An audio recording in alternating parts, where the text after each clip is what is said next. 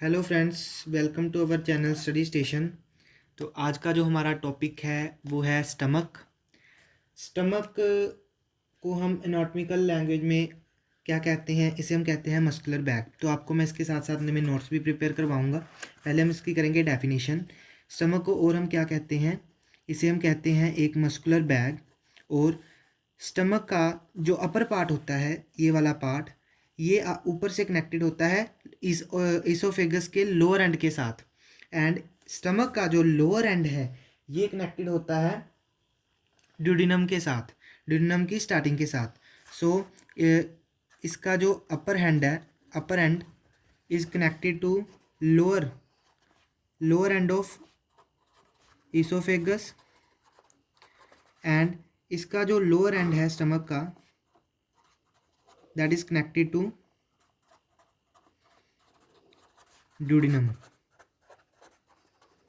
ये होगी इसकी डेफिनेशन। अब इसकी आएगी लोकेशन कि ये स्टमक जो है वो होता कहाँ पर है बॉडी में।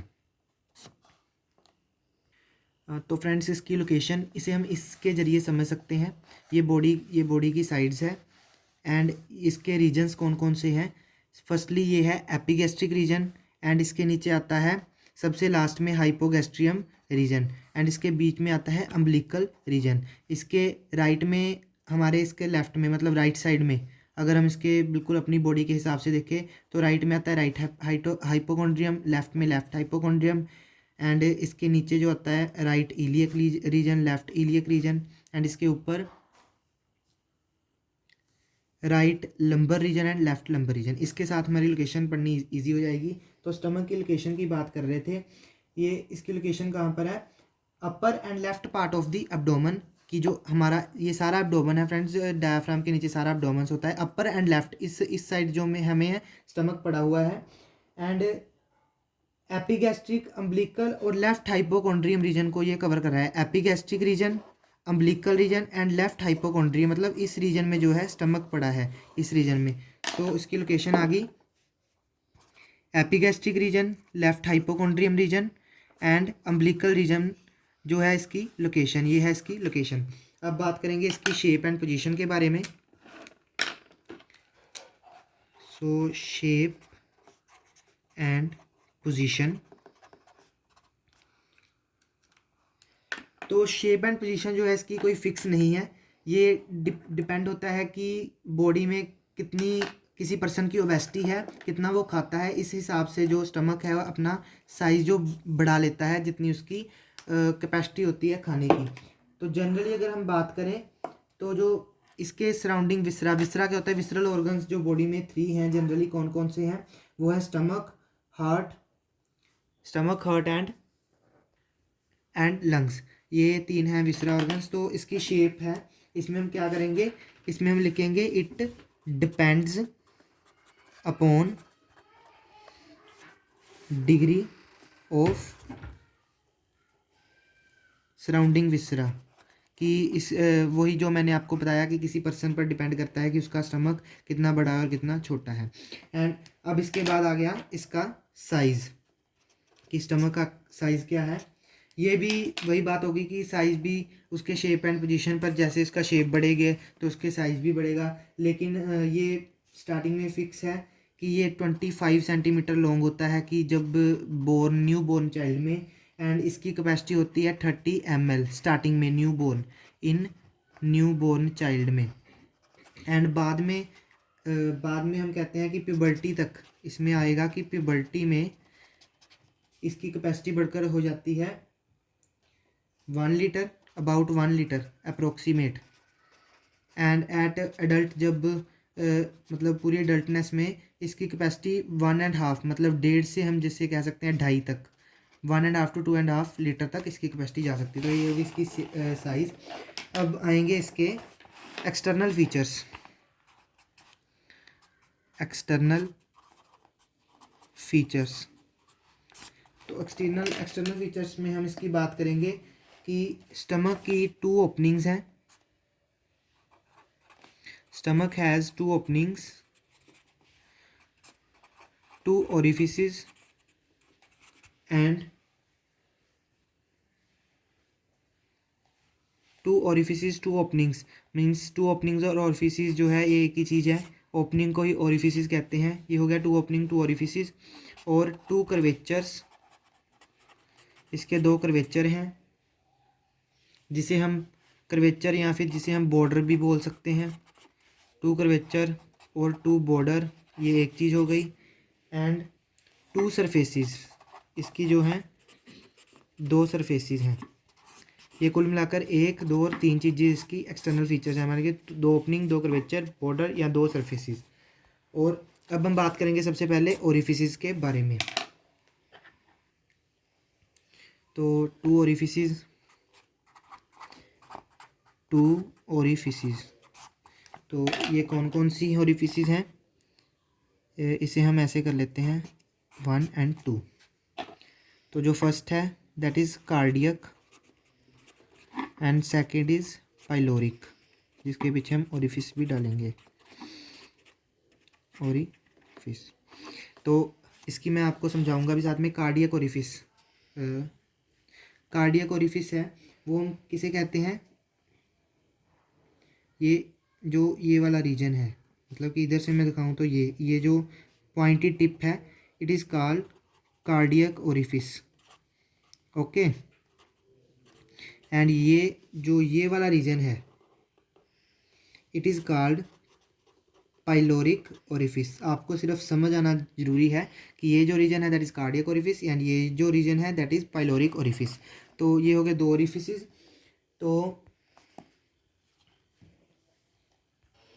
तो ये हो गए दो ओरिफिस। अब आएंगे कर्वेचर और बॉर्डर।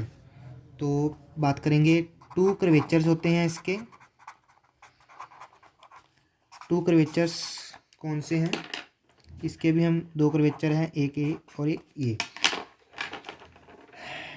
तो first is lesser curvature and second is greater curvature. तो ये है दो कर्वेचर। अब मैं आपको समझाऊंगा कहाँ पर है।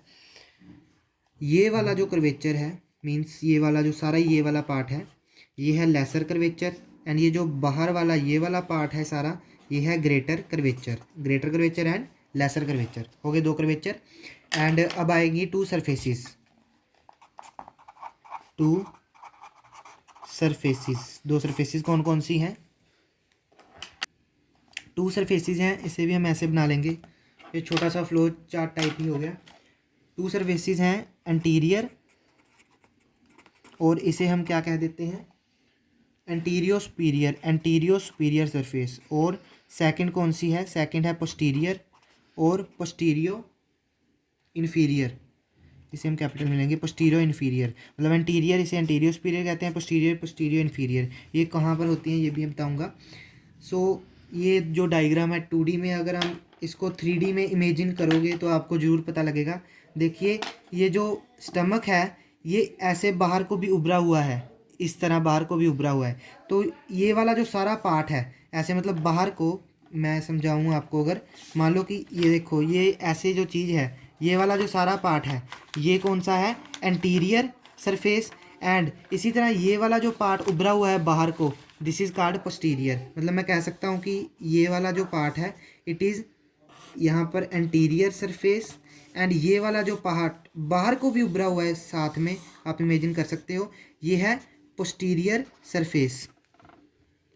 और क्लैरिफिकेशन के लिए मैं एग्जांपल दिखाता हूँ हाथ की। देखिए जैसे ये है, मान लो ये स्टमक है, ठीक है, ये बाहर को उभरा हुआ है। ये वाला देखो, इस डायग्राम के हिसाब से ये स्टमक है, और ये जो ये वाला पार्ट है ये है एंटीरियर, सारा एंटीरियर सरफेस। और ये वाला जो इधर का बाहर का है सारा, ये ऊपर को ये नीचे को सारा, ये है पोस्टीरियर सरफेस।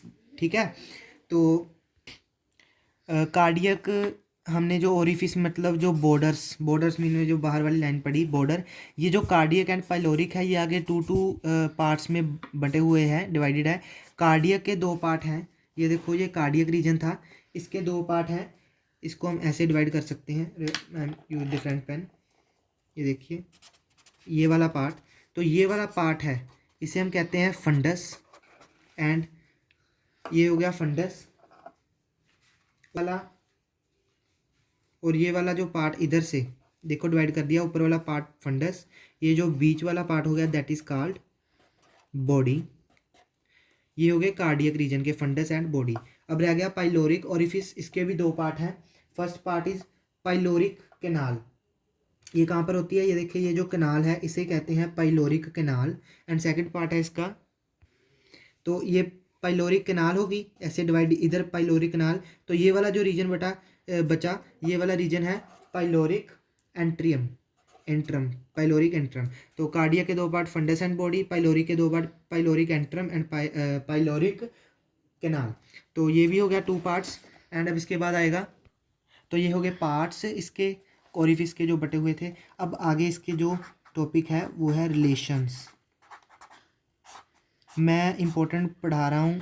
रिलेशन में इम्पोर्टेंट कौन सा रिलेशन है? इसमें इम्पोर्टेंट है विसरल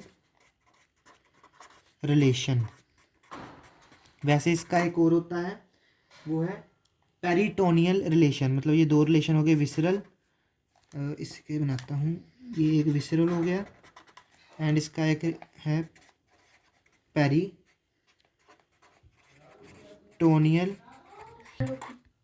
रिलेशन। तो पहले मैं पढ़ाऊँगा पेरिटोनियल रिलेशन। ये जो है आपने इतना डीप में नहीं जाना पेरिटोनियल रिलेशन में। वैसे मैं आपको बता देता हूँ, पेरिटोनियल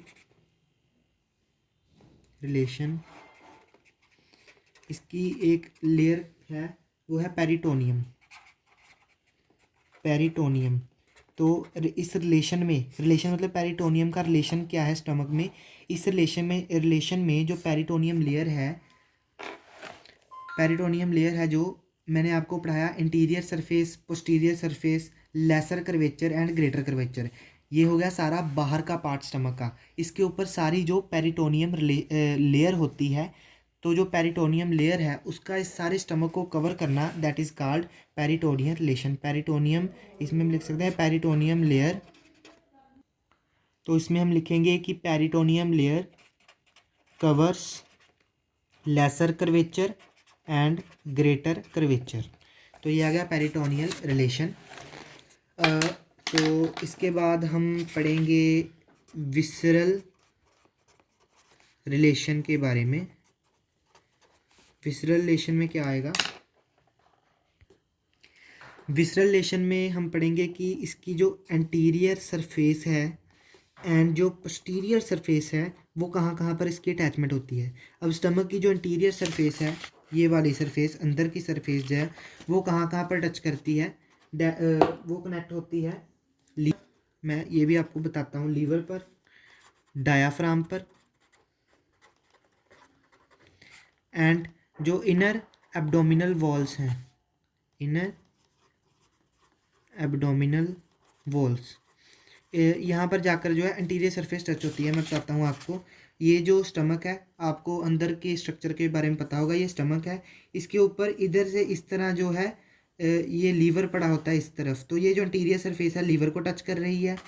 एंड डायाफ्राम, तो इसके एब्डोमेन के ऊपर क्या होता है, इस तरह डायाफ्राम पड़ा होता है, तो इसके ऊपर की लेयर भी डायाफ्राम को टच कर रही है। एंड स्टमक जो अंदर को है, मतलब इसके पीछे वाली साइड जो स्टमक है, तो वो जो है इनर एब्डोमिन की जो वॉल्स हैं उसको टच करता है। तो हो गया anterior surfaces. And posterior surfaces, ये कहाँ कहाँ पर टच करता है पोस्टीरियर सरफेसिस? ये टच करता है डायाफ्राम को। डायाफ्राम को तो करेगा ही, क्योंकि डायाफ्राम जो है पीछे को भी इस तरह, इधर से डायाफ्राम जो इधर इस तरह भी आता है, तो ये पोस्टीरियर सरफेस आ गई, ये डायाफ्राम को टच करेगी।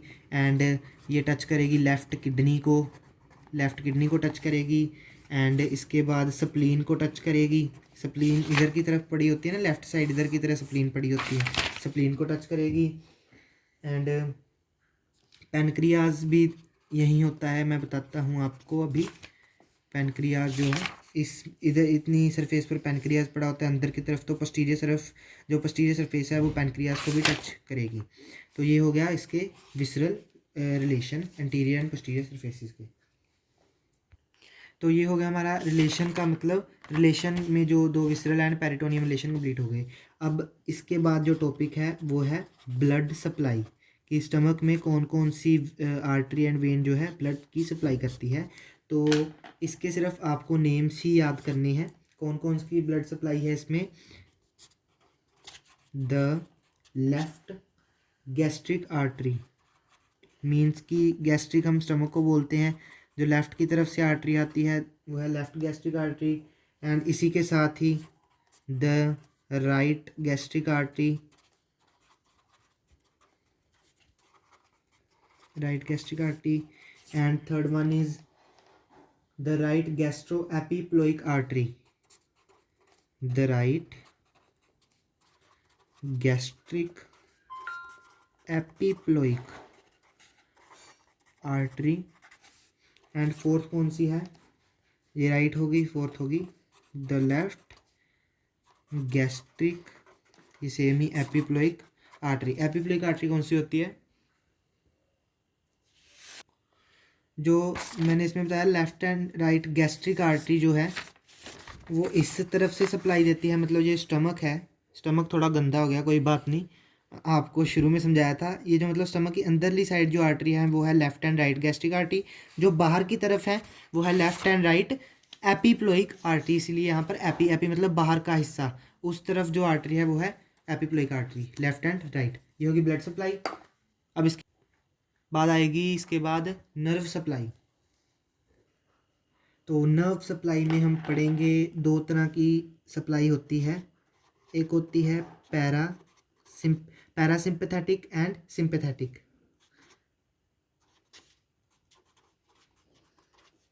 Parasympathetic and sympathetic.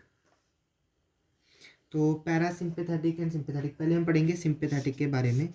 Sympathetic nerve supply कौन सी होती है, जो thorax 6 to 10 T6 to T10 segment में सप्लाई होती है, वो होती है सिंपैथेटिक नर्व सप्लाई। स्टमक को जाती है T6 से और T10 से। ये जो सेगमेंट है 6 to 10, इसके बीच में स्पाइनल कॉर्ड से जो सप्लाई निकलती है T6 to T10 के बीच में से, वो है सिंपैथेटिक नर्व सप्लाई, जाती है स्टमक को। अब हम पढ़ेंगे पैरासिम्पैथेटिक के बारे में। पैरासिम्पैथेटिक में क्या होता है, जो नर्व सप्लाई है वो ओएसोफेजियल जो प्लेक्सस है उसमें प्लेक्सस से निकलकर एंड जो है गैस्ट्रिक नर्व, मतलब मैं आपको बताता हूँ कि गैस्ट्रिक नर्व कि ओएसोफेगल प्लेक्सस से निकलकर एंड गैस्ट्रिक नर्व से निकलकर जो सप्लाई स्टमक को जाती है वो है पैरासिम्पैथेटिक। एंड नर्व सप्लाई में दो ही पॉइंट्स हैं, एंड इसके बाद है मेन जो पॉइंट है वो है फंक्शंस। तो फंक्शंस इसके मेन हैं फ्रेंड्स। फंक्शन है बहुत इजी। फंक्शन में फर्स्ट फंक्शन क्या है कि ये एक, जिसे हम सिंपल भाषा में कहेंगे कि ये टैंक है जिसमें फूड स्टोर होता है। तो ये क्या है, रेजर्वोयर ऑफ फूड, कि फूड को रिजर्व करता है। अब सेकंड जो फंक्शन है इसका वो है कि ये पेरिस्टाल्टिक मूवमेंट करता है। पेरिस्टाल्टिक मूवमेंट मतलब कि स्टमक बंद होता है खुलता है, मतलब इलास्टिसिटी के कारण ये जो है बार बार बंद होता है खुलता है स्टमक, तो इससे जो भोजन है जो फूड है वो क्रश हो जाता है पेरिस्टाल्टिक मूवमेंट के कारण। पेरिस्टाल्टिक मूवमेंट के कारण क्या होता है, सॉफ्ट हो जाता है, softens the food so that food can digest easily in our body. And जो फूड सॉफ्ट हो जाता है उसे मिक्स करता है किसके साथ, गैस्ट्रिक जूसेस के साथ उसे मिक्स करता है। तो ये होगा इसका सेकंड फंक्शन। अब आएगा इसका थर्ड फंक्शन। थर्ड फंक्शन क्या है कि मतलब गैस्ट्रिक जूसेस के साथ मिक्स करता है, तो गैस्ट्रिक जूस भी यही अपने आप ही प्रोड्यूस करता है। गैस्ट्रिक जूस प्रोडक्शन, उनकी प्रोडक्शन करता है और गैस्ट्रिक जूस प्रोड्यूस करता है। एंड फोर्थ फंक्शन क्या है, ये HCl प्रोड्यूस करता है। जो प्रोड्यूस HCl करता है उससे क्या होता है कि जो ऑर्गन ये क्या करता है, किल कर देता है कई ऑर्गेनिज्म को जो हार्मफुल होते हैं हमारी बॉडी के लिए। तो HCl किल कर देता है उन ऑर्गेनिज्म को। एंड फिफ्थ पॉइंट क्या है कि ये जो स्टमक है उसकी जो इनर लाइनिंग है, इनर लाइनिंग ऑफ स्टमक, वो प्रिवेंट करती है स्टमक को HCl से ख़राब होने से। Inner lining of stomach prevents damage to stomach from HCl से प्रिवेंशन करता है। एंड सिक्स्थ फंक्शन है इसका, ये कई सब्सटेंसेस जैसे सब्सटेंसेस हैं जैसे कि अल्कोहल, यहाँ पर लिख देता हूँ दोबारा, alcohol and water and salt and जो कोई मतलब ड्रग्स, या यहाँ पर हम लिख सकते हैं फ्यू ड्रग्स, इनको जो है एब्जॉर्ब करता है। तो मैं बताता हूँ। फूड को रिजर्व करता है, पेरिस्टाल्टिक मूवमेंट से फूड सॉफ्ट करता है, मिक्स करता है गैस्ट्रिक जूस से, गैस्ट्रिक जूस को प्रोड्यूस करता है एंड HCl को प्रोड्यूस करता है, तो किल करता है ऑर्गेनिज्म को। इसकी जो अंदर की लाइनिंग है वो स्टमक को ख़राब होने से बचाती है HCl से। तो ये जो substance alcohol, water, salt, few drugs हैं, इसको एब्जॉर्ब करता है। तो यहाँ पर ये जो हमारा टॉपिक है, स्टमक इतना बड़ा टॉपिक है, ये हमारा टॉपिक ख़त्म होता है और सारा कवर होता है। तो मैं आपको यही बताना चाहूँगा कि इस जो स्टमक है इसके छोटे छोटे पॉइंट्स लिखकर, तो उसमें ज़्यादा एक्सप्लेनेशन देने की ज़रूरत नहीं है, सिर्फ आपको समझाना है कि ये क्या काम करता है। तो मैं उम्मीद करता हूँ कि आपको ये टॉपिक है स्टमक का ये अच्छे से समझ आ गया होगा। लेकिन आपको फिर भी अगर इसमें भी कोई भी डाउट है तो आप मुझे कमेंट बॉक्स में लिख सकते हो, मैं आपको ज़रूर उसका जवाब दूंगा। तो मेरी ये वीडियो जो है लाइक ज़रूर करिए, अगर आपको पसंद आई हो तो अपने फ्रेंड्स के साथ भी शेयर करें एंड हमारे चैनल को सब्सक्राइब जरूर करें। Thank you and have a nice day.